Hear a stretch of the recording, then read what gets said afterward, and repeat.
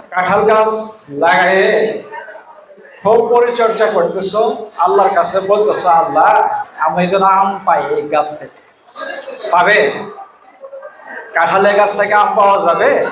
অতএব আমরা আশা করি তোমরা ভালোভাবে পড়াশোনা করো। আমাদের ক্লাস 8-এ যেনারা ক্লাস নেন, পাঠদান করেন, অত্যন্ত অভিজ্ঞ টিচার। আমি মনে করি যে তোমাদের জীবন করার লক্ষ্যে তাদের কাছ থেকে অনেক কিছু পেতে পারে। ঠিক আছে? সম্পদ সমাজের অভিশাপ না হয়ে, দেশের বোঝা না হয়ে তোমরা দেশের সম্পদ হও। দেশ ও জাতির কল্যাণে আসো, তাহলে নিজেকে অত্যন্ত পরিবর্তন করা হবে।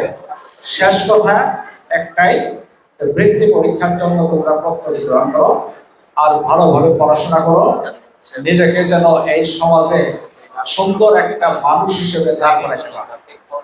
ধন্যবাদ সবাইকে।